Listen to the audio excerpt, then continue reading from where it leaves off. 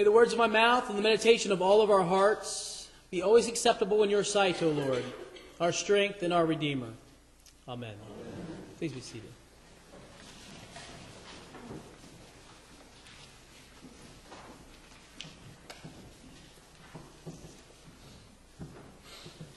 When I was in seminary, probably about 10 years ago, we lived in this small Kentucky town called Mount Sterling. It was a great little town, kind of the epitome of the Old South in lots of ways. And because it was a small town, there were some expectations, some social obligations. And one of them was that whenever you made eye contact with any person in town, whether you were in a car or walking down the road, if you made eye contact, you waved at them. Well, I wasn't really from this sort of culture, so when I first got there, I think people thought that I was, perhaps one of the rudest people they'd ever met. But everybody waved at you, and you waved at everybody you saw.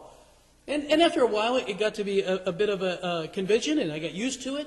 Now, I noticed that there were different kinds of waves. You had the kind of photograph wave where somebody just sort of held up a hand and said hello. Or there were the men, always the men, who were kind of driving, and they wouldn't even lift their hand off the steering wheel. They could do wave without ever taking their hand off the wheel. And you saw a lot of that sort of wave. And they did this. And if you didn't wave, well, it would eventually get back around to you. Well, I saw so-and-so the other day, and you cannot believe it. She didn't even wave to me. It was a big deal. You had to acknowledge the presence of everyone else around you. I noticed in Kentucky that little things mattered. In small towns, little things mattered. And so it was when I started to read the newspaper in this little town that I was amazed at the sort of things that you would find in the newspaper. The kind of things that you would not think would be front page news were front page news there. I mean, it would be, which minister was going to say the invocation at the Little League kickoff that year. That was big news. Or perhaps who it was that was going to help the candy company move from their old place on Main Street to the former Chevy dealer up on Mayfield Road. These were front page news kind of items, not the kind of news items that you would expect. But I remember, perhaps early on, the first or second newspaper we got, Abby and I discovered there was a little section called the Camargo News. Camargo was a little town about 7 miles from Mount Sterling, and even though our paper only came out once a week, we were the newspaper for the entire county. And so this little town had a little section in the newspaper called the Camargo News. And here's what you would often find in the Camargo News. Betty Lou Sparks visited her neighbor Martha Cooper. The two spent the morning chatting and then went for a leisurely afternoon stroll. If I'm lying, I'm dying. This is exactly what it would say, okay? The Smith family invited the Reverend Bullock, the pastor of the First United Methodist Church, over for dinner after service. He stayed for a few hours and returned to the parsonage about 4 in the afternoon. And I would think to myself, who in the world writes these stories, And it got such a kind of family joke around us that we would fight for the newspaper. And when it came out, we would just flip past that front page news stuff and go right for Camargo to see who it was visiting to whom or whatever it was. I thought to myself, this isn't news. This isn't news at all. I grew up in a city.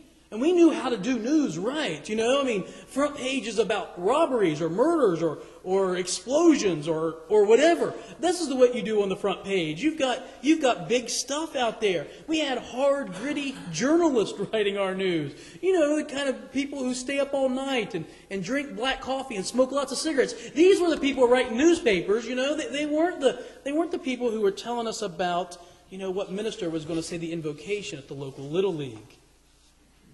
The newspapers where I was from, well, they majored on the big stuff, not the little things. They were concerned about the big news, the kind of news that made the headlines. They knew what people wanted to read about, and that's what they wrote. In the Bible, in the Gospel, we have these people, the Sadducees. They're very serious men. You shouldn't take them lightly. If you had seen them in their day, they would be very impressive. They wore very colorful and expensive clothes. They're the men in the Armani suits in the ancient world. They are power brokers, and everyone knows it. There are not many Sadducees. They are a very select group. In fact, Jesus hardly ever gets in dispute with them. In fact, this is the only time in Luke's Gospel that he ever has a debate with the Sadducees, is here in this chapter. And so they're not around very often, and perhaps it's because of the kind of people they were. They were the ruling aristocracy. They were also the priestly class. They ran the temple. They were the ones who were in charge of all the worship that went on in Jerusalem at the big temple. And so they were very important people. And there were some significant differences between them and the group that you probably are most familiar with, called the Pharisees. Pharisees are lay people. They're very devout, but they're lay people. They don't run the temple. They're not movers and shakers. They're not power brokers. They're probably important in the small towns and villages, but not in the big city, and not at the temple. The Pharisees were also very devout. The Sadducees were not particularly pious. The Pharisees, they cared about things like about prayer and devotion, and they were very zealous for an independent Israel. They wanted to be free from Roman occupation and Roman authority. The Sadducees, not so much. They weren't really all that interested in private personal piety, and they very much liked the Romans. They liked the way that the Romans kind of secured them as a ruling elite class. They liked the way that the Romans kind of kept everyone at bay and allowed them to have so much power and authority. And so they weren't at all interested in an independent Jewish state. They rather liked the way that things were going. And there was a big difference in terms of theology. The Pharisees believed that God rewarded good in this life in the next. They believed in the resurrection of the dead, and that after that resurrection there would be a judgment, and people would be judged, either those who were faithful with reward or those who were unfaithful with punishment. They believed in the immortal soul. They believed in angelic beings. They believed in lots of things that were spiritual and otherworldly. But the Sadducees, not so much. The Sadducees really believed that what you saw was what you got. If a person lived a life where they were wealthy and well-fed and well-clothed, well, that meant that God was blessing them. And if they didn't, well, that meant they were under the curse of God. And so it was that they said, look at us. God's taking care of us. If He's not taking care of you, perhaps there's something wrong with your life. And so they had this really contrasting theologies. The Sadducees weren't interested in bodily resurrection, in large part because they very much liked the life that they had. Well, into this situation comes Jesus. He comes to the temple where the Sadducees are in charge, where they're running things. And His very first thing to do is to make them very angry. Jesus shows up into the temple, and the Sadducees have a really good racket going on there. You see, in the temple, people would come and they would offer animal sacrifices. They would come with an animal, a little lamb that they brought from home. And some had to travel great distances to get there. And if you brought this little animal, it had to be inspected by the priests, who were Sadducees. And if they said that the animal wasn't worthy to be sacrificed, well, then you're out of luck and you had to try to find a replacement.